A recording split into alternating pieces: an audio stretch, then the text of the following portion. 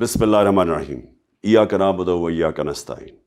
آج ہماری core committee کی میٹنگ ہوئی۔ ہم نے بڑی تفصیل میں پوری طرح ڈسکس کیا کہ یہ جو اسلام آباد میں ہم نے کال دینی ہے یہ کب دینی ہے اور اس کی نوعیت کیا ہوگی۔ جو ہمارا فیصلہ آج ہوا وہ یہ کہ مئی کے آخری ہفتے میں ہم یہ کال دینے لگے ہیں اور سارے پاکستانیوں کو کال دینے لگے ہیں، تحریک انصاف کو نہیں، صرف سب پاکستانیوں کو کال دینے لگے ہیں۔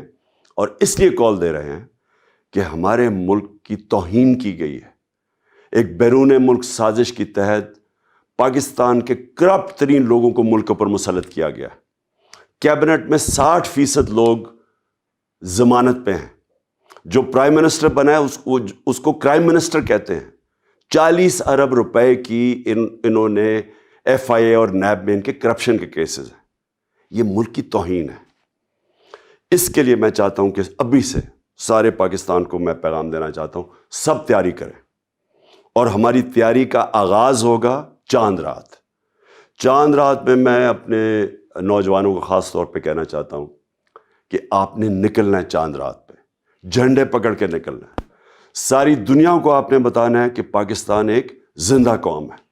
اور انشاءاللہ اس کے بعد جو ہمارا اگلا لائعمل ہوگا وہ پوری تیاری ہوگی ہماری اسلام آباد مارچ، جو میرا ایمان ہے کہ پاکستان کی تاریخ کی یہ سب سے بڑی ایک ایسا مجمع جمع ہوگا، ایک عوام کا سمندر اسلام آباد میں آئے گا جو کہ یہ بتائے گا کہ کبھی اس کے بعد کوئی بیرونی ملک ہمارے اوپر ایک کرپٹ ٹولے کو مسلط نہیں کر سکے گا۔